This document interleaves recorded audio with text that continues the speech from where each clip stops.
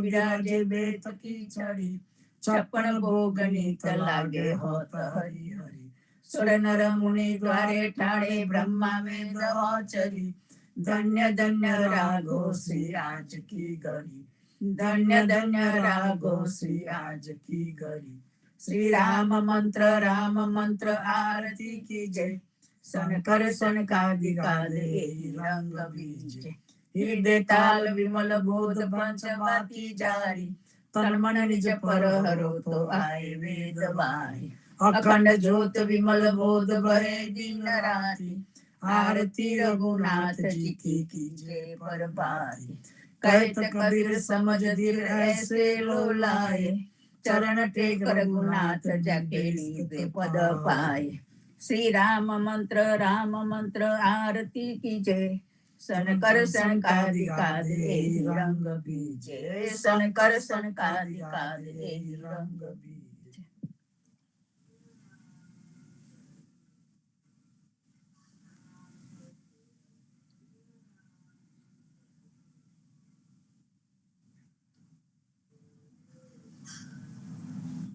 જીવનજી મહારાજના બાળ ગોપાળોને નામદેવ કબીરના પડતાના રામ કબીર.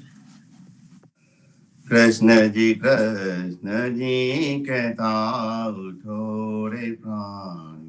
કૃષ્ણજી ના વિના મિથ્યા રે વાન.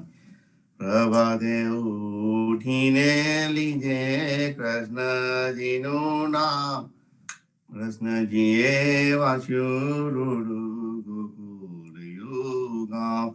कृष्ण जी माताड़े हमारे कृष्ण जी ताता.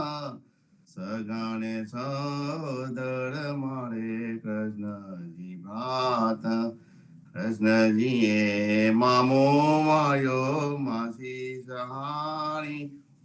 गोता ना जानी ने ये मुगतिया भी. कृष्ण जी जामिल दायो माऊ तो पापी. एक खोली एक सुख कीधु तेने अचल बद्रियाबी. कृष्ण जी गुण का तारी हल्या उदारी. कृष्ण जी नाम पर जाऊं बलियारी. दासरा पड़े नेरनी भगति जानी. मैं तन सैना स्वामी ने बोलो अमृतवाणी. कृष्ण जी कहता उठो रे पान. ओरी रे भड़वाड़न ने वेच वाचार. 16 सहस्र गोपीना वाला ने मटकी मागार. सुंदर चौड़ी अंगे पैरी व्याहे व्याकुली. से ये पुकारे खोलो ने मुरारी. मटकी उतारी माही मुरली वागी. प्रिजनी सुंदरी सर्वे जोआने लागी. ब्रह्मादिक इंद्रादिक सर्वे कस्तुक पैके. 16 सहस्र गोपीना वाला ने मटकी मादे. ब्रिज सुंदरी ने भावे मरिया अंतरयामी. मेहतान सैया ने लाड़ लड़ाव्या जुगति स्वामी. बोली रे भड़वाड़न ने वेशवा जान. आज हमने कृपा की वैकुंठ नाथ. पलंगे आवीने बैठा हमारी साथ. पलंग पाथरी आपू सुखिया थाओ. रसोई निप जाओ हरिता मोजा मता जाओ. काल चढ़ा मोरी ने हरी डवाला गया. घड़ी एक टकोने प्रभु जी उतारो आगा. खांडा खाजा जलेबी में तुवेर ताली. पूरा पूरी अति गना माए वेड़ मिगली. આવ્યા મેં ગવડી તના તળતના તાવ્યા નસૈયાના સ્વામી જમવા બેઠા રાધા પીરસવાયા આજે અમને કૃપા કીધી વૈકુંઠના આજે મારા નૈના સફળ થયા જોયા નાથને નિરખી સુંદર વદન નિહાળીને હૈ રામા હરકી જેવું રે મન મારું હતું એવું નાથે કીધું પ્રેમે પ્રભુની પધારિયા લિંગન દીધું શિવ વિરંચીને મહામુનિ તેને ધ્યાન ન આવે કર્મ ભાગ્ય બ્રિજ નારના વાલો લાડ લડાવે મારો વાલો જીવી હારીલા તેને જાવા ન દીજે હાથેથી હળીને ના મૂકીએ અંતર્ગત લીજે રામજી સંગ શ્યામા રમે આલાપીને ગાય સ્વરપુરે સાહુ સુંદરી અતિ આનંદ થાય ધન ધન રે જમુના તટ ધન વ્રજનો રે વાસ પરમ ભાગ્ય આ ભૂમિના વાલો રમ્યા છે રાસ અમારા લોકયંત્રિક્ષતી જોવાને આવે પુષ્પ પુષ્ટિ દેવતા કરે નરસૈયો વધાવે આજ મારા નૈના સફળ થયા જોયા નાથને નિરખી વણચર વીરાવધામની કોન દેશથી આવ્યા આરે મુદ્ગા મારા નાથની કને ક્યાં થકી લાડ આરે મુદ્ગા મારા નાથની કોને જોવા ન જડતી તારે હાથે ક્યાંથી આવી મુને ગમન નથી પડતી સાચું બોલો મારા બંધવા સાચી સંભળાવો વાત જાળવલાય મારા તન તણી કુશળ છે રઘુનાથ ગુરુએ કીધું મારા કંઠજી હરિયે હાથ ન માળ્યા કપૂર સોંપ્યું લઈ કાગને મારે વાલે વિસારે મારા નાથ મેરા શું થયા હૈડા કઢજન કીધા છતાં આપે સહુ દેખતા મુકડે મુનિ વ્રત લીધા જોગ લીધો બે બાંધવે બેઠા આસન વારી સીતા આપીને તપસ દયા પુરિત દીધા વારી પંચની હાલીને પ્રગયા હજુ પાર ન આવે તુલસીના સ્વામીને જય કહો સતી સંદેશો ગાવે વણચર વીરાવધામની કોણ દેશથી આવ્યા દીને બોલ્યા હનુમાનજી માતા આજ્ઞા માગું કહો તો રાવણને રોલવું કહો તો લંકા લગાડું સાચું બોલો મારી માતજી ચિંતા તન કર્ણ કરીએ એક મને આરાધીએ ધ્યાન પ્રભુજીનું ધરીએ આરે આવ્યા રૂડા રામજી દુઃખ લેવા તમારું મુને મોકલ્યો સુધ લેવાને કયો માનો રે મારું રામ લક્ષ્મણ બેઉ બંધવા સમાચાર છે સારા સતી તના દુઃખ સાંભળી આવે આંસુની ધારા આરે આવ્યા રૂડા રામજી સુન જો મોરી માયા હરણસે દે દઈ રહેશે ગુણ તુલસીએ ગાયા દીને બોલ્યા હનુમાનજી માતા આજ્ઞા માગું ધન્ય ધન્ય પદ્મનાભને જંગલના ચોરસિયાળ આગળ પાછળ ઝાડ ઝુંડને વચમાં પોતે રસિયા વાડીએ જઈએ રે વૈષ્ણવ વાડીએ વાડીએ જઈએ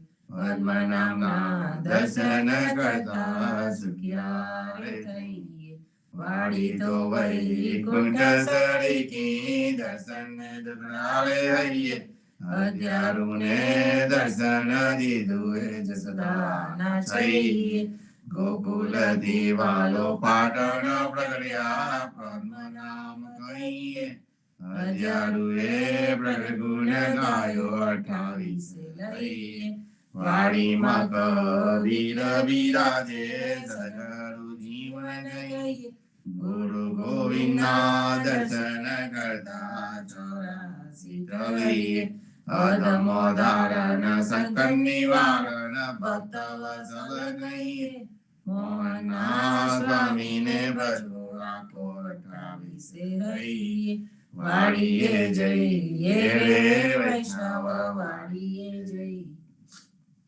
ઘડી ઉપર ઘડિયાળ વાગે ઉંમર ઓછી થાય રે અવસર જે હરી ભજવાનો કોને ગમ સુઈ રહીએ રે નાના તગી મોગે રાખીદા માતા મંગળ ગાય તારે અવસર કોઈ ન વધે ક્યો ઓતી તો વળી આવે રે સંસાર સગડો કાળે કાઢો આ કર મસ્તક કૂટો રે જામ દૂતો જોતા રહેશે હરિને નામે છૂટો રે હરિને ભજીએ ભવજલ તળીએ નરાડીને નમીએ રે લાડ કોળતો લક્ષ્મી વર્ણાર મારે તેમ રમીએ રે હરિને ભજીએ બીજું તજીએ માયા મોટી ખાય રે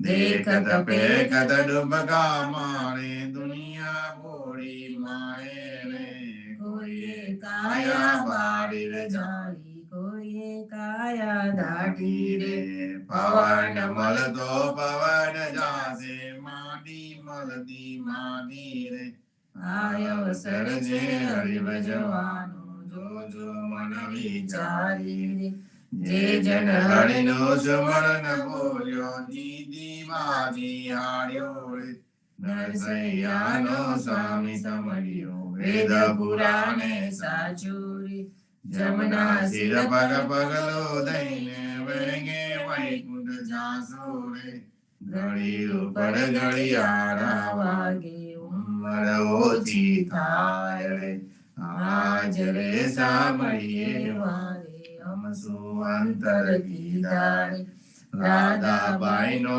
હાર લઈને રૂક્ષ્મણીને આપ્યો રે જાનકી તો જવાન દેતી રહેતી મુખડું જોતી રે પ્રાણ તજુ પડશો તમયાગે આપો હમારા મોતી રે સેયે સાદ પડાઓ ઘેર ઘેર હિંડું જોતી રે રૂક્ષ્મણીને કોને મેં ઓળખ્યા મારા મોદી રે તમારા મોદી કાગડિયારા તમારા મોદી ગોળ રે ચાલો રે પેલા ચોસીને આટે તેના કરાવીએ તોલ રે રાધાબાઈ ને રીસર ચડી છે સોમલી બનાવે રે કૃષ્ણજીને ડોરે ગેજો મારે મંદિર આવે રે પેડી ભરી બડોરા લાવ્યા બે મોતીના મોતી રે દીવાને અજવાળે વાયુ મરકડહાર પડોતી રે નરસૈયાનો સ્વામીજી મારે મંદિરે આવ્યા રે રાધાબાઈને બોલાવાને નવલા મોદી લાવ્યા રે આજ રે સાંભળીએ વારે અમસુ અંતર કીધા સાદ કરો ને જસોદામાં વળી સુતા જાગો દયાલ સેના જાગો મારા નાથજી તમને આવડી સિયાદ જમુનાના તીરડિયા મણી શબ્દ કોકિયા કરી રહ્યા થયો પ્રાત સકાળ મૈયા મૈયારી ઘૂમી રહ્યા ચોરો કરે કલો જમુના મણી જસોદા જગાવે માવને સુતા જાગો ને તાર સૂરજ ઉગીને પંખી સ્વર કરે પાટ્યો પડ પડવા જમુના મણી આરસ મળીને કૃષ્ણ ઉઠિયા રંગ દાતન આલો જસોદા માવન મારે થાય છે વાર જમુના મણી સોના જાળી જમુના જળ બળી આવે દાતન સાર દાતન આલુ દીના નાદન મુકલો વારું માલ જમુના મણી દાતન કાઢીને કૃષ્ણ ઉઠિયા દૂધ જસોદા માય કરમે દોડીને ખંભે દામન જસોદા ધોવાને જાય જમુના મણી વાછડા વાલે ગોવાળીઓ જસોદા ધોવે છે ગાય સોના વડકા દૂધે ભર માયે સાકર સાર જમુના મણી દૂધડા પાઉ દીના નાથને હૈરા ટાળા રોટલી આલુ હાથ માઈ માખન સાર જમુના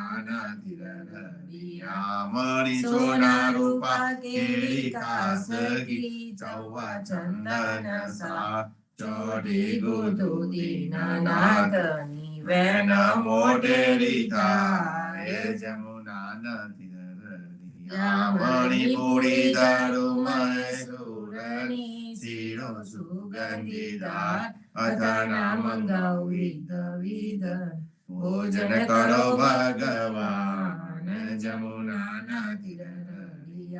મણી તર્કના તાયા તૈયાર છે દહીં દૂધ માખણ સાર કપૂરે ઉતારવાની આરતી આરતી ઉતારે બ્રજના જમુના ની ભોજન કરવા કૃષ્ણ ઉઠિયા ચમના મોરી માય સોના જાળી જમુના જબ આચમન ને દયાલ જમુના ભોજન કાઢીને કૃષ્ણ ઉઠિયા મુખવાસી લવિંગ સોપારીને લચી પાન હીરા બેચાર જમુના મણી માખનાવી મધુવર્ણદી લાવી ચોસર ફૂલ ભરંગન અંબોડી મોહી ગોપને બ્રજના જમુના ચરણે મેલો તારો ચાવ ગોડલો પેરો દીના નામ ગજરે ગાલુ બદામ પીસતા શેરડી દાળ મદ્રા જમુના મણી ચરણે મેલો તાળી પાવડી મોજા પેરો મહારાજ હાથમાં આલુ લાલ લાખ ગાયો છોડો દીનાનાથ જમુના તીરડિયા મણી જસોદાએ મહિડાવલો વિયાસીઓ દળી રાત બલભદ્ર વાછડા બાંધસી ગાયો છોડો મહારાજ જમુના તીરડિયા ગાયો ચારવા હું તો નહીં જાઉં જસોદાજી માત જમુના જલ છેવિયામાં સાથે મોકલો સુધા માતા તે જમુના તિલરડિયા મણી કદમ ચાડીને જંપલાવ્યા પેટા સાત પાતા કૃષ્ણએ કાળીના ગનાતીઓ ત્યારે કોણ હતું પા જમુના તિલરડિયા મણી ગાયો ચારવા હું તો નહીં જાઉં જસોદા કાલિંદના જલ છેવિયામાં મોકલો બલભદ્ર ભ્રાત જમુના તિરડિયામાં કરતી ગોવર્ધન કર ગયો ત્યારે કોના હતું સાત ચરી આંગળી ઉપર રાખી ત્યારે કોણ હતું સાત જમુનાના તીરણિયા કાળિંદીમાં ચંપલાવી નાચ્યા કાળીના નાગનાથીને તમને સાંજર તમને સુગાડે સાપ જમુનાના તીરણિયા મણી ગોકુળના જોડેલંતુ ત્યારે કોણ હતું સાત બ્રહ્મા વાછરડા હરી ગઈ ત્યારે કોણ હતું સાત જમુનાના તીરડિયામાં નવા નિપજાવ્યા ટેટલા કોઈએ ન જાણી બ્રહ્મા આવીને ચરણે પડ્યા અક્ષરાદિનાનાથ જમુનાના તીરડિયા મળી જમુનાને તીરે જઈ ઉભા મુખ મુરલીની ટેક વનમાં વગાડે રૂડી વાસળી ગોપી સોખી દોગે જમુનાના તીરડિયા ગાયો ચારીને કૃષ્ણ આવ્યા નંદજીને આપું વધામણ આવ્યા વરગર પ્રાત જમુનાના તીરડિયા મણી ગોકુલ લીલા જે કોઈ સાંભળે ગાય નરને ભવસાગર પેરોટ ગાય માધવદાસ જમુનાના તીરડિયા ગાય માધવદાસ જમુનાના તીરડિયા જીવન જી મહારાજ મારું શરણું તમારું રામ શરણું તમારું જીવનજી મહારાજ માગું શરણું તમારું કૃષ્ણદાસ ને ભક્તિ આપી સર્વે ભક્તોને કષ્ટી કાપી ભુજા ગુજરનો દાર કીધો કેશવદાસ ને શરણે ગુરુ સંગાતે યાત્રા વિશે મારવરને ઉગાડ્યા કૃષ્ણ કે સૌને નિમિત્ત કહીને કાંઠો સૂરજ તાળ્યો પદ્મનામ જ્ઞાનીજી દાદા સુખદેવજી ગોપાલ જીવનજીએ કૃપા કરીને ઉગાડ્યા સો બાળ રામ કબીરની જળ નૌકામાં જીવનજી બેસાડે કૃપા કરીને કબીર કૃપાળુ ભવસાગર ઉતારે જીવનજીના બાળ ગોપાલો રામ કબીર ઉચારો ભવસાગરથી તરવાનો આ સુંદર છે ભગવાન અનન્ય ભક્તિ નામ નિષ્ઠાને સદસંગીને દાન અવિશ્વાસને દુશિષ્ટ ભોજન સાલીલ સંગને ટાળ નિસંગ હોઈને ભજન કરો તો નામ પડે તત્કાળ મુજ પાપીને શરણે લીધા એવા દીન દયાળ સદગુરુ જીવન છો નિજ નામ જીવન કૃષ્ણ જીવન રામ સદગુરુ જીવન છો નિજ નામ જીવન કબીર જીવન રામ હરમાબાઈ પર કૃપા કરીને કાનમાં બાલ ઉગાડી જીવનજી મહારાજ માગું શરણું તમારું શરણું તમારું રામ શરણું તમારું જીવનજી મહારાજ માગું શરણું તમારું જીવન શ્યામને દ્વારકાદાસ રાઘવ સંને નરસિંહદાસ ભગવાન રઘુનાથ શ્રી જગન્નાથ જગદીશ ચંદ્ર દેશ દયાદના જગદીશ ચંદ્ર તન પ્રેમ જીવનદાસ પ્રેમ જીવનદાસ નાય પૂર્વદાસ જીવનજીનો પરિવાર ગુરુ પરંપરાનો વિસ્તાર ગુરુ પરંપરા જે જન ગાય તે જનું જીવન પાવનતા ગુરુ પરંપરા જે નિત્ય ગાય ઇષ્ટ ગોપાતે જન પ્રતા અનિષ્ટ સમરણ જે જન કરે પ્રેમ ભક્તિ તે જન તળે જીવનજી મહારાજ માગું શરણું તમારું શરણું તમારું રામ શરણું તમારું જીવનજી મહારાજ માગું શરણું તમારું સ્વામી કૃપા કરો દિગની સ્વામી રે મારા સ્વામી કરોતિ બાજો અનેકો વિચાર અચલ ભક્તિ દેતા હે જે છે મુખી ભંડાર પાએ લાગી કરું વિનંતી સ્વામી કૃપા કરો અધિગની સ્વામી રે મારા સ્વામી કૃપા કરો અધિગન બાજો અનેક વિચાર અચલ ભક્તિ દેતા હે જે છે મોગી ભંડાર પાએ લાગી કરું વિનંતી આનંદ આરતી હરખ પાર હરિજન આય મેરે પ્રાણ દારા સંત દર્શન તન તાપ નિવાર જન્મ મરણ ભવ સાગર તાઓ સાપક કમલી ભોજન પાઓ સંત સંગત મળી હરિ ગુણ ગાઓ ઘેર ઘેર મંગલ હાથ બધાય જન જીવન દામલ મલ જા આનંદ આરતી હરખ પાર હરિજન આય મેરે પ્રાણ દારા હરિજન આય મેરે પ્રાણ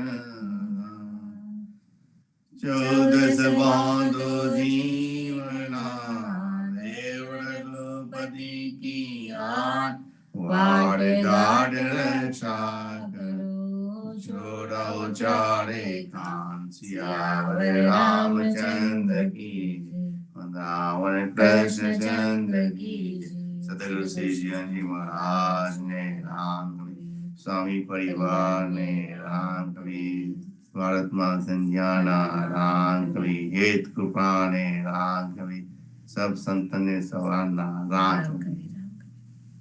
રામ કવિ રામ કબીર સર્વ સંતો ભક્તોને પ્રભાતના રામ કબીર ભારતમાં સંધ્યાના રામ કબીર જીવનજી મહારાજને રામ કબીર નામદેવ કબીરને રામ કબીર સ્વામી પરિવારને રામ કબીર હેત કૃપાને રામ કબીર સંતો ખૂબ જ ભાવથી આપણે સવારના પ્રભાતિયાના કીર્તન લઈએ અને આપણી જીવન યાત્રા ચાલતી રહે છે.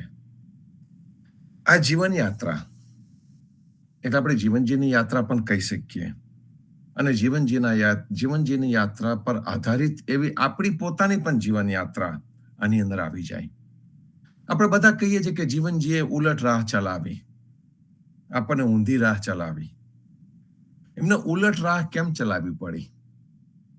તો કે જે ઉલટ રાહ છે એ જ સાચી રાહ છે. સાચો રસ્તો બહુ ઓછા લોકો બતાવી શકે અને સાચા રસ્તે બહુ જ ઓછા લોકો ચાલી શકે. એ સાચા રસ્તા પર ચાલવાનું બહુ જ અઘરું છે અને એટલા માટે જ આપણા ઉપનિષદમાં પણ આવ્યું. બૃહદારણ્યક ઉપનિષદની અંદર એની અંદર આવી ગયું. ઋષિએ કહ્યું આપણને કે અસતોમાં સદગમય તમસોરમાં જ્યોતિર્ગમય મૃત્યુર્માં અમૃતમ ગમય. આ ઋષિએ કહ્યું આપણને અને એની પરથી આપણે ગુજરાતીમાં પ્રાર્થના આવી ગઈ. એ પ્રાર્થના આપણે નાના હતા ત્યારે સ્કૂલમાં પણ ગાતા હતા અને એ પ્રાર્થના નાની છે પણ એટલી ઊંડાણવાળી છે. અને આ પ્રાર્થના મને એટલા માટે યાદ આવી કે જ્યારે આજે રાગ વિહગના કીર્તન પહેલા વાંચન લેવામાં આવ્યું કુમુદબેન તરફથી, એની અંદર 3 ગુણોથી ઉપર જઈને કરવાની ભક્તિની વાત આવી. અને જે 3 ગુણોની જે ભક્તિ છે એ ભક્તિ આ પ્રાર્થનાની સાથે મેળ ખાય છે. આપણે નાના હતા ત્યારે હંમેશા ગાતા હતા, અસત્યો માહેથી પ્રભુ પરમ સત્ય તું લઈ જા, ઊંડા અંધારેથી પ્રભુ પરમ તેજે તું લઈ જા, મહામૃત્યુમાંથી અમૃત સમીપે નાથ લઈ જા, તુહીનો હું છું તો તુજ દર્શનના દાન દઈ જા. આ કદાચ એ વખતે આપણને આ પ્રાર્થના મોડે થઈ ગઈ હશે. બાળક હતા, એનો ભાવ ખબર નહીં પડ્યો હોય, એનો ભાવ અત્યારે આપણને ખબર પડે છે કે આની અંદરનું ઊંડાણ કેટલું બધું છે. આપણે કહીએ કે જીવનજી મહારાજ જે ઉલટ રાહ ચલાવી અને આપણને સારી જીવન યાત્રા આપી, એ જ વસ્તુ આપણા પૂર્વજોએ પણ કરેલી. એ પણ ઉલટ રાહ ચાલી એમને પણ. અને આમ તમે જોવા જાઓ ત્યારે જ્યારે તમે સર્વસ્વ છોડીને આવો છો ને, ત્યારે તમારી પ્રાણ શક્તિ હાઈએસ્ટ લેવલ ઉપર હોય છે. એના બે જ ઉદાહરણ આપીશ તમને. જીવનજી મહારાજ સાથે જ્યારે આપણા પૂર્વજો ચાલી નીકળ્યા, એ વખતે એમને પોતાના સગાવાલા છોડ્યા, માલ મિલકત છોડી, બધું છોડી દીધું અને એક નવી વિચારધારા પકડીને ચાલી નીકળ્યા. તે વખતે એમનું જે સર્વાઇવલ ઇન્સ્ટિંક્ટ હશે, એમની જે અંદરની જે પ્રાણ શક્તિ હશે, એ કેટલી મજબૂત હશે, કેટલો એમનો દ્રઢ નિશ્ચય હશે. અને દ્રઢ નિશ્ચયના લીધે એ સર્વસ્વ છોડીને જીવનજી મહારાજ સાથે ચાલી નીકળ્યા. અને બીજો દાખલો હું તમને લેટેસ્ટ આપીશ કે જ્યારે આપણે સર્વે અમેરિકામાં માઇગ્રેટ થયા, ઘણા લોકો પોતાની જાત ઉપર ભણી ગણીને આવ્યા અને ઘણા ઇમિગ્રેશન ઉપર આવ્યા. કોક લોખંડનો ચમચો મોઢામાં મૂકીને આવ્યા, કોક સોનેરી ચમચો મોઢામાં મૂકીને આવ્યા. પણ બંને ચમચા મોઢામાં મૂકીને આવ્યા ખરા, પણ અહીં આવીને જે પ્રકારનો સંઘર્ષ વેઠવો પડ્યો છે, એ વખતે આપણી પ્રાણ શક્તિ એકદમ વધારે હતી. અને જ્યારે પ્રાણ શક્તિ વધારે હોય ત્યારે કંઈક કરી છૂટવાની ધગસ આપણી અંદર વધારે હોય છે. અને પ્રાણ શક્તિ વધારે હતી એના લીધે જ આપણે પરદેશમાં સફળ થયા છે. હવે આપણને જિજ્ઞાસા થઈ છે કે ભાઈ આપણું આટલું સારું તત્વ છે, એ તત્વ જતું ન રહેવું જોઈએ, ભૂસાઈ ન જવું જોઈએ. અને જતું ન રહે, ભૂસાઈ ન જાય, એટલા માટે આપણે ફરીથી પાછા જાગૃત થયા. જીવનજી મહારાજને પરંપરાના 400 વર્ષ પૂરા થાય અને 400 વર્ષ પૂરા થાય એ વખતે આપણે ફરીથી ઉભા થયા અને કહીએ કે ના ના, આ તો એટલું સરસ છે કે પેઢી દર પેઢી હજુ ચાલવું જ જોઈએ. અને એટલા માટે આપણા બધાની પ્રાણ શક્તિ ફરીથી જાગૃત થઈ, ફરીથી વધારે એક્ટિવેટ થઈ અને એક્ટિવેટ થઈને આપણે 400મા વર્ષની ઉજવણી કરતા આવ્યા છે. અત્યાર સુધીમાં 3 મહોત્સવ કર્યા છે, ચોથો કરવા જઈ રહ્યા છે. તો એ પણ પ્રાણ શક્તિ છે અને એ પણ ઉલટ રાહ જ છે. હજુ આપણે ઊંધી રાહ જ ચાલે છે. ઉદા સબસે જુદા, મને બધા કહે છે કે ઉદા સબસે ઊંધા, તો આપણે ચાલશે. અમે બધાથી ઊંધા છે, વી આર ફાઇન. એનું કારણ છે કે આપણી જે યાત્રા છે ને, તે આવ્યા છે. અસતોમાં સદગમય, તમસોરમાં જ્યોતિર્ગમય, મૃત્યુમાં અમૃતમ ગમય. ઋષિ કહીને ગયા પણ ઉદા ભક્તો એને અમલમાં મૂકે છે. અને આ જ વસ્તુને આપણે 3 ગુણો સાથે આપણે મૂકી દઈએ કે આ 3 વસ્તુ કે ઊંધી રાહ કઈ, તાકે ઊંડા અંધારેથી અજવાળા તરફ જવું, એ ઊંધી રાહ કહેવાય. અને પર્વત ઉપર ચડવું હોય તો તળેટીમાંથી પર્વત ઉપર ચડે, પર્વતની ટોચ ઉપર જવું તો તળેટીમાંથી પર્વતની ટોચ ઉપર જવાય. તેનો મતલબ એવો પણ થયો કે જે તળેટીમાં જે સુખ સગવડો ને બધું છે, એ છોડીને મારે અધ્યાત્મના રસ્તા ઉપર તળેટીમાંથી અધ્યાત્મના પર્વત ઉપર ચડવું છે, એવો પણ એક ભાવ થઈ શકે. એને આપણે ઉર્ધ્વ આરોહણ કહીએ છીએ. ઉર્ધ્વારોહણ, ઉર્ધ્વ એટલે ઉપર ચડવું, અને જે ઉર્ધ્વ થાય ને એ જ ઉદિત થાય, અને જે ઉદિત થાય એ જ ઉદા કહેવાય. તો એનો અર્થ એ જ થયો સંતો કે ઉર્ધ્વ આરોહણ કરવાનું સહેલું નથી.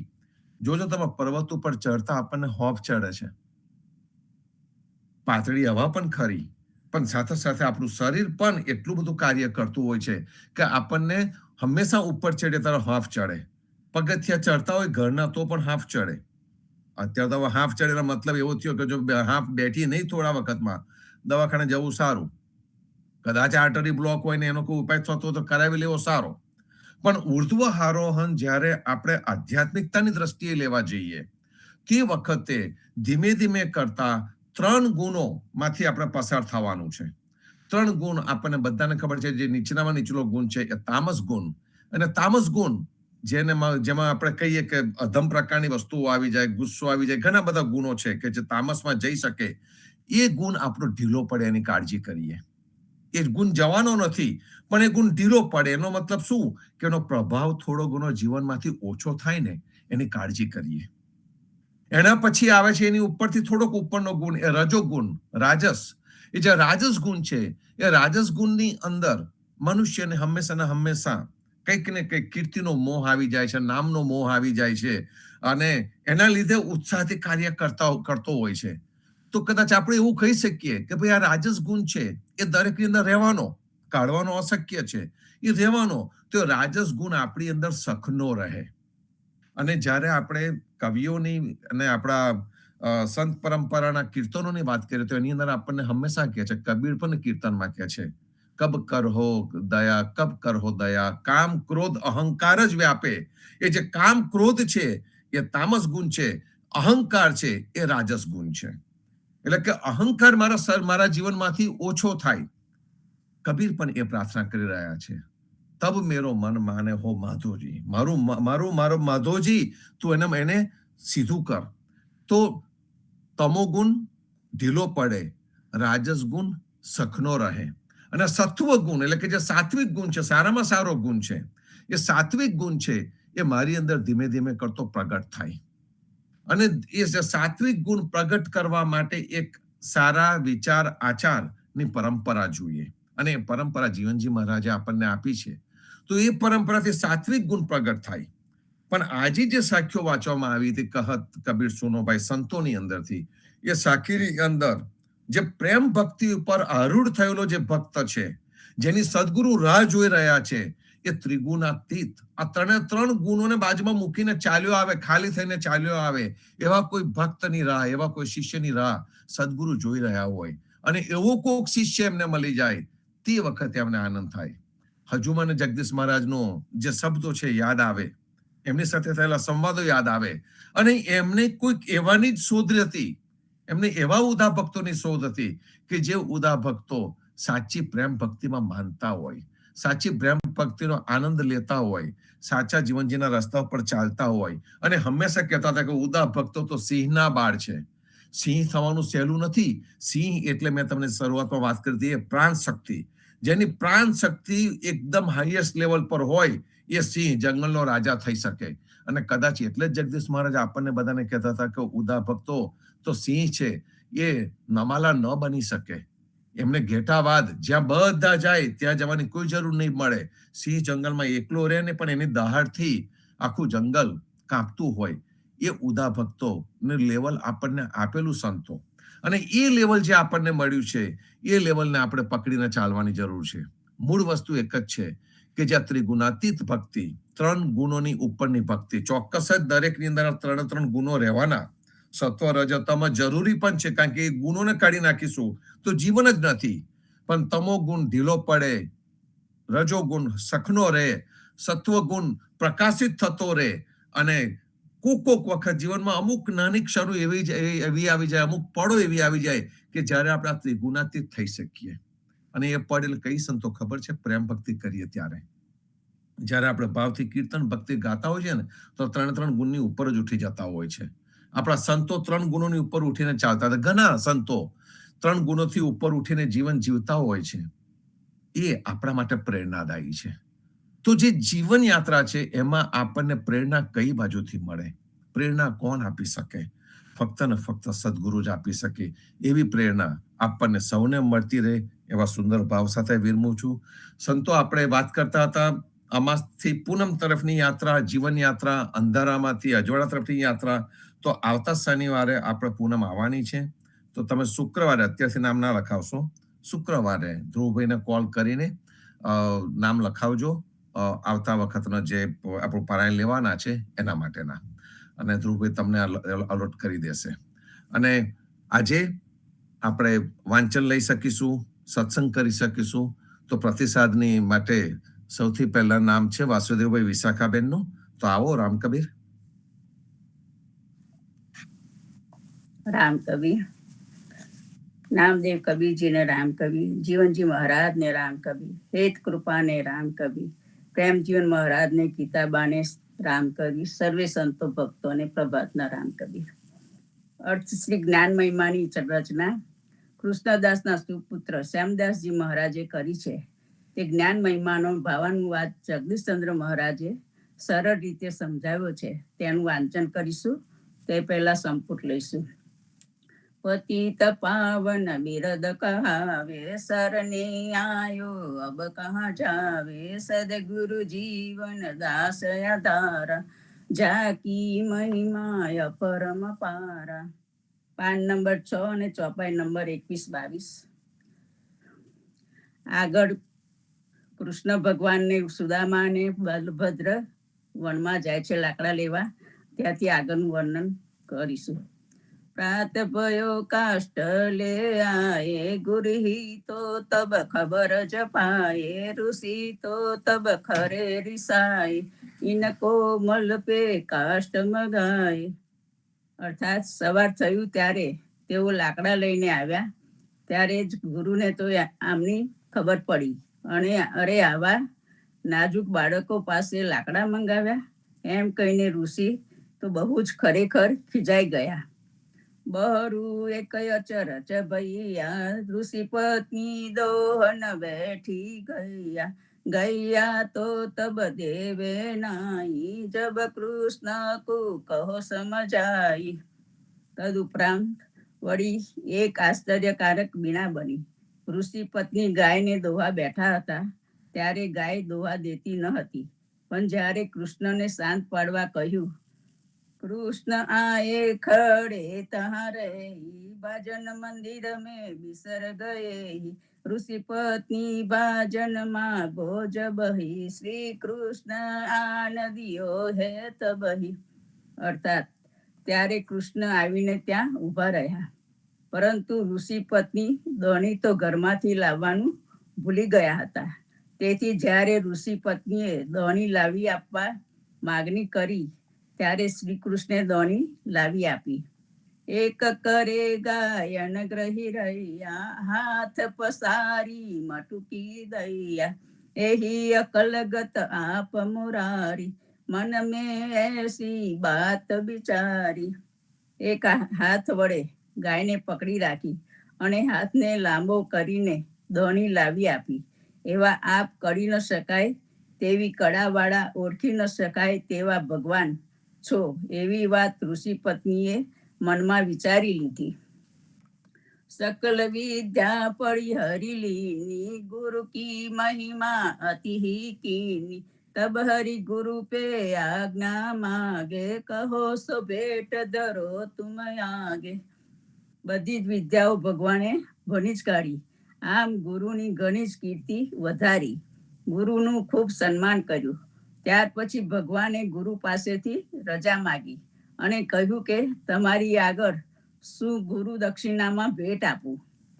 તબ દો મિલકીઓ બિચારા, ઇન પે માગે કછું એક સારા, ઋષિ પત્ની બોલી શિરનામી, બાલક અપને માગો સ્વામી. ત્યારે ગુરુ અને ગુરુ પત્ની બંને મળીને એવો વિચાર કર્યો કે આમની પાસેથી કંઈક અત્યંત ઉત્તમ વસ્તુ માગીએ. ઋષિ પત્નીએ મસ્તક નમાવીને કહ્યું કે સ્વામી, આપનો મરી ગયેલો પુત્રને માગી લઈએ. તબ હરિ બાલક તુરત હી આના, ગુરુ કુદીએ બહુ સન્માના, તબ હરિ આજ્ઞા માગ સિધારા, જાકી અગલ ગતિ પરમ પારા. ત્યારે ભગવાને તરત જ બાળકને લાવી આપ્યો અને ગુરુનું બહુ જ સન્માન કર્યું. ત્યાર પછી જેઓની શક્તિનો પાર નથી તેવા ભગવાન રજા માગીને રવાના થયા. સો સાંદીપન ઋષિને લીને ચિન્હી, जिन्हें हरि विद्या पलक में दीनी, सो हरि परम भगत को दाता, तापे मागी बनसंती बाता. જે ભગવાને પલવારમાં જેમને વિદ્યા આપી હતી તેવા તે સાંદીપની ઋષિ આવા સમર્થને ભગવાનને ઓળખી શક્યા નહીં કે જે ભગવાન ઉત્તમ ભક્તિને આપે તેવા સમર્થ હતા, છતાંય તેમની પાસેથી નાશવંત વસ્તુ માગી સાકી. એસો સમર્થ હરિ સદા સબકી પૂરવે આસ, પૂરન સંગત સંત બીન સબ જુગ ચલો નિરાશ. આવા જે સદાય સમર્થ ભગવાન જે બધાની આશાઓ પૂરી કરે તેવા છે, પરંતુ સાચા સંતની સંગત વગર બધી દુનિયા હતાશ થઈને ચાલી જાય છે. પૂરન સંગત સંત કી સદગરુ જીવન સોય, એહ રસ કુબુજે નહીં શિવ બ્રહ્માદિક કોઈ. સાચા સંતની સંગત તો સદગુરુ જીવનજી છે તેવો છે, પરંતુ આવા સંતના સંગના પ્રેમ રસને શિવ બ્રહ્મા વગેરે જેવા કોઈ પણ સમજી શકતા નથી. આગળનું વાંચન આવતા શનિવારે લઈશું, સંપુટ લઈશું. પતિત પાવન બિરદ કહાવે, સરને આયો અબ કહા જાવે, સદગુરુ જીવન દાસયા ધારા, જાકી મહિમાય પરમ પારા. સદગુરુ શ્રી જીવનજી મહારાજ ને રામ કબીર.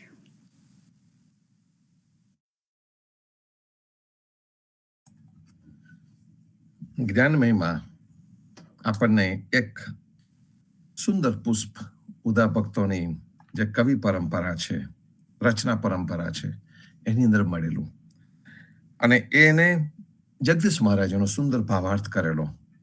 આજે જે વાંચન લીધું એમાં એક સુંદર નિરૂપણ છે, પ્રેમ ભક્તિનું નિરૂપણ છે. ઋષિના આશ્રમમાં, સાંદીપનીના આશ્રમમાં ઋષિ પત્નીની સાથે કૃષ્ણ જ્યારે વિદાય લઈ રહ્યા છે તે વખતે હંમેશા ને હંમેશા એક ગુરુ દક્ષિણા આપવાનો એક જૂના જમાનામાં રિવાજ હતો કે ગુરુએ આપણને જે પણ આપ્યું છે તો ગુરુને કંઈક વળતું આપવું. અને એ વખતે ઋષિ પત્ની નાશવંત વસ્તુ, પોતાનો જે પુત્ર, ગુરુદત્ત કે એવું કંઈક નામ હતું, એમને એ પુત્રને પાછો મેળવવા માટેની વાત કરે છે. અને આની અંદર આપણને શ્યામદાસજીએ કહ્યું છે કે સાંદીપનીએ માગણી મૂકે કે નહીં એવું એમને કહ્યું નથી, પણ ભગવાન સમજી ગયા અને એમના પુત્રને એમને પાછો આપ્યો. પણ એ કહેવાનો અર્થ એવો છે કે જે એમના શિષ્ય તરીકે એમની સાથે હતા એ જ સર્વ જગતના હિતકારી છે, સર્વશ્રેષ્ઠ છે, એની ખબર કદાચ એમને પણ ન પડી એવું કહેવામાં આવે છે. અને ઋષિ પત્નીએ નાશવંત વસ્તુ માટે આશા કરી. જે શાશ્વતનો આપનારો છે એની પાસે નાશવંત વસ્તુની માગણી મૂકવામાં આવી. એ કેટલા અંશે યોગ્ય છે એ બતાવીને આપણને કહે છે કે જે સંત પરંપરા છે એ સંત પરંપરામાં કોઈ પણ જાતના આશા વગરની ભક્તિ કરવામાં આવે છે. કોઈ પણ વસ્તુની માગણી નથી, બસ છે તો ફક્ત ને ફક્ત પ્રેમ, અને પ્રેમના રસ્તા ઉપર જ ચાલવું છે. તો આ જે જ્ઞાન મહિમા છે, ભલેનું નામ છે જ્ઞાન મહિમા, પણ એ જ્ઞાન મહિમા છે ને પ્રેમ ભક્તિથી ભરપૂર છે. કે અંતે પ્રેમ ભક્તિ તરફ વળવું છે, અને પ્રેમ ભક્તિ એ જ લક્ષ્ય છે. એના આધાર ઉપર કૃષ્ણદાસના સુપુત્ર શ્યામદાસજીએ આ લખેલો જ્ઞાન મહિમા છે. અને એમને જે બીજી લખી છે જીવનજી મહારાજની પરચરી અને કૃષ્ણદાસની પરચરી. અને જીવનજી મહારાજની પરચરી જે લખી છે ને એ પણ એક આંખ ખોલનારી વસ્તુ છે. કારણ કે જીવનજી મહારાજની પરચરની અંદર જ્યારે કોક આપણને જીવનજી મહારાજ વિશે કંઈક ઊંધું સમજાવવા જાય, એક આખી વસ્તુ ઊભી થઈ હતી કે ભાઈ જીવનજી મહારાજ બ્રાહ્મણવાદી છે ને આ છે, એ જ્યારે વાત આખી ઊભી થાય તે વખતે કૃષ્ણદાસના જ પુત્ર શ્યામદાસ જ્યારે જીવનજી મહારાજની પરચરીમાં ચોખ્ખું લખીને જાય છે કે જીવનજી મહારાજ કોણ હતા અને કેવા હતા, એમની સાચી ઓળખ જ્યારે આપણને કાંઠા વિસ્તારમાંથી મળતી હોય, અને એ પણ કેટલી પેઢીઓ પહેલાની, 11 પેઢી પહેલાની આપણને માહિતી મળી જતી હોય, એ આપણા હાથમાં લાગી એટલે આપણને જીવનજી મહારાજનું સાચું ચરિત્ર પણ ખબર પડી કે જીવનજી મહારાજ સાચા સ્વરૂપે કેવા હતા, કોણ હતા અને એમણે શું કર્યું એ પણ આપણને બતાવવામાં આવ્યું. તો સંતો શ્યામદાસજીના આપણે હંમેશા ઋણી રહીશું. અને જેમની પણ પાસેથી જે પણ ઉદા ભક્તોએ મહેનત કરીને આ હસ્તલિખિત વસ્તુ મેળવી અને ત્યાર પછી જગદીશ મહારાજ એને ગ્રંથસ્થ કરી આપણી ઉદા ધર્મ પંચરત્ન માલામાં પણ એને મૂકવામાં આવી. તો આ આપણા માટે એક ટ્રેઝર છે, સાચો વૈભવ છે, સાચો ખજાનો છે, અને સાચા ખજાનામાંથી આપણે આ વાંચન લઈ રહ્યા છે સંતો. વિપુલભાઈ આવો. રામકબીરભાઈ. રામ કબીર. સદગુરુ શ્રી જીવનજી મહારાજ ને રામ કબીર, નામદેવ કબીર ને રામ કબીર, સ્વામી પરિવાર ને રામ કબીર, હેત કૃપા ને રામ કબીર, સર્વે ભક્તોને પ્રભાતના રામ કબીર. આજનું વાંચન આપને કબીરજીના ઉપદેશની બુકમાંથી માનવતા કાંડ જે છે, માનવતા કાંડમાંથી વર્ણ અભિમાન અને વિદ્યાભિમાનનું નિરાકરણ કઈ રીતના કબીરજીએ સમજાવ્યું છે એના પર આપણે આજે વાત કરીશું. રમેની 35 કહે છે કે પંડિત ભૂલે પડી ગુની વેદા, આપ અપન પૌ જાનું ન ભેદા, સંજા તર્પણ ઓપ સઠ કર્મા, ઈ બહુ રૂપ કરે અસધર્મા, ગાયત્રી યુગ ચારી પડાઈ, પૂછ્યું જાય મુક્તિ કિન પાઈ, और के चिए लेत हो छिया, तुम सो कहू કોણ હે નીચા. અહીંયા ઉચ્ચ નીચના ભેદભાવ માટે કબીરજી કહે છે કે માયા રહિત વ્યક્તિ જ પવિત્ર છે. માયા રહિત વ્યક્તિ જ પવિત્ર છે. કહે છે કે હે પંડિત, મનમાં વિચાર કરી જુઓ કે છૂત ક્યાંથી ઉત્પન્ન થાય છે, જેથી તમને બીજાને અછૂત માની લીધા. જુઓ, માતા પિતાના રજવીર્ય અને પ્રાણવાયુ સહિત માતાના પેટમાં બધાના શરીર બને છે. ત્યાર પછી પેદા થઈને બહાર આવે છે અને બહાર આવ્યા પછી બધા મનુષ્યો બાળકોને એક સરખી રીતે સાફ કરવામાં આવે છે, દૂધ પીવડાવવામાં આવે છે અને તેમને ઉછેરવામાં આવે છે. અને બધાના બાળકો એક સમાન સમયે મળમૂત્રમાં લપેટાઈ જાય અને ધોઈ લૂછવા પડે છે. મોટા થયા પછી તેનું આચરણ હોય તેવી રીતે સારી કે ખરાબ ગતિ પ્રાપ્ત કરે છે. તો પછી આ મનુષ્યમાં કોણ જન્મજાત પવિત્ર ઠર્યું અને કોણ અપવિત્ર છે? ચારે ખાનોમાં અસંખ્ય દેહ શરીરને માટીમાં ભરી જાય છે અને તે જ પૃથ્વીરૂપ એક પાટલા પર પ્રકૃતિએ બધાને બેસાડી દીધા છે. તો પછી તેમાં કોને અછૂત માનીને તેની ધૃણા કરવી? વિચાર કરીને જોઈએ તો ભોજનમાં છૂત છે, પાણીમાં છૂત છે, અહીં સુધી કે છૂતથી બધાની ઉત્પત્તિ છે. કબીર સાહેબ કહે છે કે ખરેખર છૂતથી જ તે મુક્ત છે. જેની સાથે માયા નથી, જેનું મન વિકાર રહિત છે, તે જ મુક્ત છે. અહીં કબીર સાહેબ એવું નથી કહેતા કે શુદ્ધાશુદ્ધનો વિવેક ન કરવો જોઈએ. તેઓ શુદ્ધાશુદ્ધ વિવેક પર ખૂબ જ ભાર આપે છે અને શુદ્ધ આચરણ પાલનની સલાહ આપે છે. શુદ્ધ આચરણની સલાહ આપે છે. તેઓ એવું કહેવા માંગે છે કે મૂળમાં જે અશુદ્ધિઓ છે તે બધામાં સરખી જ છે. એટલા માટે જન્મજાત કોઈ શુદ્ધ કે અશુદ્ધ ન હોઈ શકે, પરંતુ પોતાના જીવનમાં તો જેટલો સદાચારી છે તેટલો જ તે શુદ્ધ છે અને જે સદાચારી નથી તે અશુદ્ધ છે. કબીર સાહેબ આગળ કહે છે કે પંડિત કોઈના પવિત્ર હોવા પર તમે તેને જાતિ પૂછી તેના હાથનું પાણી પીવું કે ન પીવાનો નિર્ણય લો છો, પરંતુ તમને એ ખ્યાલ હોવો જોઈએ કે તમે જે માટીના ઘરમાં બેઠા છો તેમાં પૂર્વકાળની બધી પ્રાણી સૃષ્ટિ સડીને સમાયેલી છે. કહેવત પ્રમાણે તો આ ધરતીમાં 56 કરોડ યાદવ સડીને ભળી ગયા છે અને 88,000 મુનિજન પણ એટલું જ નહીં, પદે પદે પૈગંબર દટાયેલા છે. તો આ બધી સડીને માટી બની ગયા અને આ જ માટીથી ઘરો બને છે જેમાં પાણી ભરીને તમે પીવો છો. પરંતુ જો કોઈ કહેવાતા બીજી જ્ઞાતિના માણસ સ્વચ્છ હાથે અડકી દે તો તે અછૂત થઈ જાય છે. ઉપર તો માટીની દશા જોઈ, હવે જરા પાણીની દશા જોઈએ. કુવાના પાણીમાં દેરકા, માછલી વગેરે રહે છે. નદીમાં દેરકા માછલી સાથે કાચબા, મગર વગેરે અનેક જીવજંતુ રહે છે. આ જીવજંતુ પાણીમાં પ્રજનન કરે છે અને તેનું લોહી પાણીમાં ભરી જાય છે. નદીના પાણીમાં તો ગામ તથા નગરોની ગટરો વહીને ભરી જાય છે અને મળેલા પશુ તથા માણસોની લાશો પણ તેમાં નાખી દેવામાં આવે છે. જે શરીરને પાણીમાં ભરી જાય છે તો પછી આ પાણી શુદ્ધ ક્યાં થયું? જેનો તમે ઉપયોગ કરો છો, પાણીની આટલી અશુદ્ધિ તમે ચલાવી લો છો, પરંતુ કોઈ પવિત્ર માણસને અછૂત કહો છો. પછી કહે છે કે દૂધ ક્યાંથી આવે છે? હાડકાઓના ઝરણામાંથી તથા માંસની ગલીઓથી. તેને લઈને પંડિતજી ભોગ ધરાવે છે, પરંતુ સ્વચ્છ દેખાવા છતાં પણ કોઈના માટીના ગળામાં છૂત લગાવી દે છે.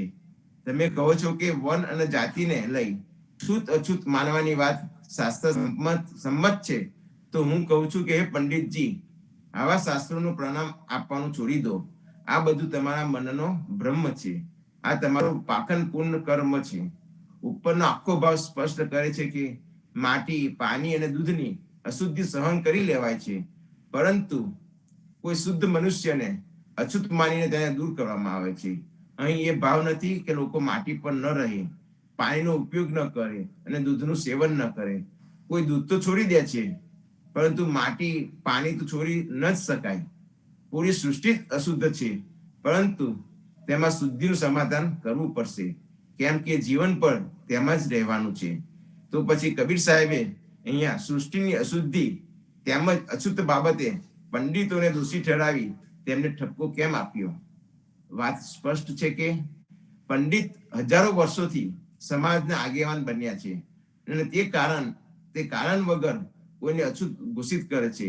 આ દોષ ફક્ત પંડિત અને બ્રાહ્મણ નામધારીઓમાં જ નથી, પરંતુ હિન્દુ કહેવાતા બધા લોકોમાં છે. આમ તો આ કરતી રીતે ઉચ્ચ નીચની ભાવનામાં મુસલમાન, ખ્રિસ્તી વગેરે બધા જ જકડાયેલા છે, પરંતુ હિન્દુ સર્વાધિક જકડાયેલો છે. આ કારણ વગર છૂત અછૂતનો રોગ હિન્દુમાં જ વધારે છે. પંડિતો તો આનું નિવારણ કરવું જ જોઈતું હતું.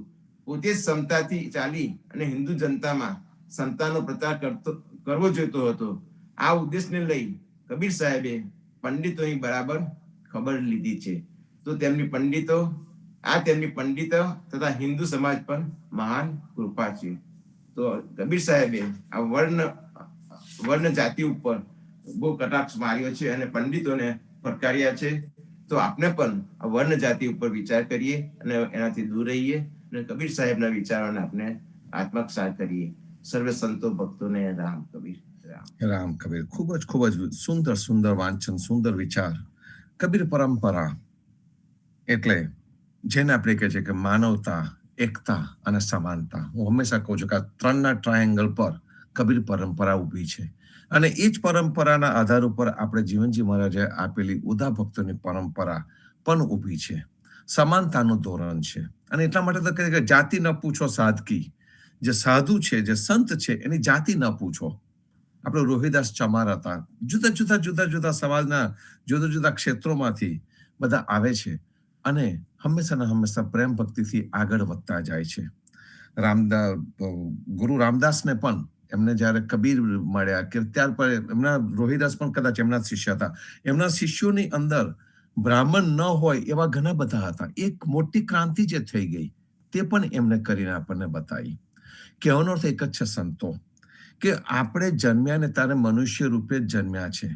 કોઈ મુસલમાન, કોઈ ખ્રિસ્તી કે કોઈ હિન્દુ, એ રીતે આપણે જન્મ્યા જ નથી. તો પછી કોણ છૂત અને કોણ અછૂત? મનુષ્ય તરીકે જન્મ્યા છે તો આપણે મનુષ્ય તરીકે જ રહેવાનું છે. અને આ વખતે મને એક સુંદર બોર્ન ફ્રી એક વાર્તા યાદ આવે છે. એની પરથી આખું મૂવી પણ બન્યું હતું કે જંગલની અંદરનો જે સિંહ છે, એલ્સા નામની સિંહણ હતી કદાચ, અને એલ્સા નામની જે સિંહણ છે એ મુક્ત ન હતી, કારણ કે એ મનુષ્યોની વચ્ચે ઉછરી હતી.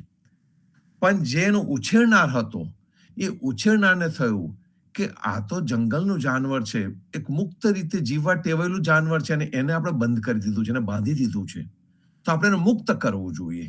અને ધીમે કરતો એ એલ્સાને શિકાર કરતા શીખવે છે, એને તૈયાર કરે છે અને પછી ધીમે રહીને બોર્ન ફ્રી એને જઈને જંગલમાં છોડી આવે છે. આ જે સાચી સ્ટોરી છે એવું જ કંઈક મનુષ્યનું પણ થઈ રહ્યું છે કે આપણને જુદા બંધનોમાં, જુદી ચેઇન્સમાં આપણને બાંધવામાં આવ્યા છે. સામાજિક બંધનો આવી જાય, ધાર્મિક બંધનો આવી જાય, કંઈક ને કંઈક વ્યવહારના બંધનો આવી જાય, કોક ને કોક બંધનોમાં આપણને બાંધી દેવામાં આવે છે. અને બાંધી દેવામાં આવ્યા છે એના લીધે આપણે મુક્ત રીતે વિહરી નથી શકતા, મુક્ત રીતે આપણે જોઈ શકતા નથી, મુક્ત રીતે આપણે વિચારી શકતા નથી. અને જ્યારે આપણે એ ન કરી શકીએ ને ત્યારે આપણને દુઃખ થતું હોય છે. કબીર આપણને આવી મુક્તિ તરફ લઈ જઈ રહ્યા છે. એ બિન જવાબદાર વાત નથી. હું ધારું તે કરું કારણ કે હું ફ્રી છું, એ એક બિન જવાબદારી છે. હું ધારું તે કરું એમાં પણ આધ્યાત્મિકતાના રસ્તા ઉપર હું ચાલી શકું છું, પોતાની જાતે મારો વિકાસ કરી શકું છું અને પ્રેમ ભક્તિના આધાર રસ્તા પર ચાલી શકું છું. એના માટે જે મુક્તતા જોઈએ, એના માટે જે આ મંદિરોના જે વાડાબંધી છે, વાડાબંધીની જરૂર ન પડે, પંડિતોના આશ્રય ન રહેવું પડે, બ્રાહ્મણોના આશ્રય ન રહેવું પડે, એવું એક જીવન ધોરણ આપણને આપ્યું એ આ કબીર. અને એના આધાર ઉપરનું વિપુલભાઈએ જે વાંચન લીધું ખૂબ જ ઉત્તમ. એ જીવનમાં આવે ને સંતો, તે વખતે આપણે જેને સાચું કે છે બોર્ન ફ્રી, અમે જન્મ્યા છે, મુક્ત જન્મ્યા છે, મનુષ્ય તરીકે જન્મ્યા છે એ આપણી અંદર સાચું જાગૃત થાય. આ જાગૃતતાની ભાવના આપણા સર્વેની અંદર જીવનજી મહારાજ અર્પે તેવા ભાવ સાથે વિરમું છું. સર્વે સંતો ભક્તોને પ્રભાતના રામ કબીર, સ્વામી પરિવારને રામ કબીર, જીવનજી મહારાજની ગાદીને, તેમના ક્રાંતિકારી વિચારોને સાદર સપ્રેમ રામ કબીર. રામ કબીર. રામ કબીર સર્વે રામ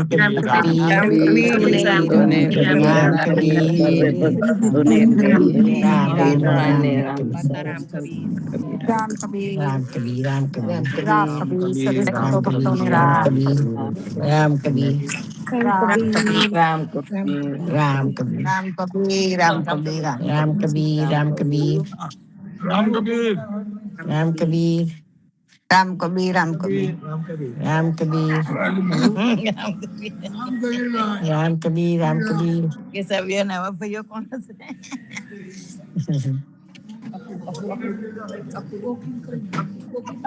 રામ કબીર.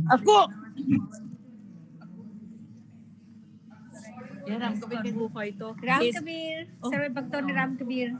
રામ કબીર સર્વ ભક્તોને રામ કબીર. રામ કબીર, રામ કબીર, પેન્સિલવેનિયામાં શું છે આજે? રામ કબીર ભક્તો, રામ કબીર, રામ કબીર. અનિષ્ઠાબેન આજે શું છે ત્યાં? આજે આ ડે કર્મમાં અમે આયા છે એટલે બધા સંતોને હું દર્શન કરાવું છું. કેટલો સરસ, કેટલો આનંદ, કેટલો આનંદ. ભક્તો એટલે મળે ને, બધા ભાઈઓ બધા વિચારે છે બે નવા ભાઈઓ કોણ હશે? ખૂબ આનંદ, ખૂબ આનંદ, કબીર બહુ જ આનંદ. રામ કબીર, રામ કબીર, રામ કાથી બોલે.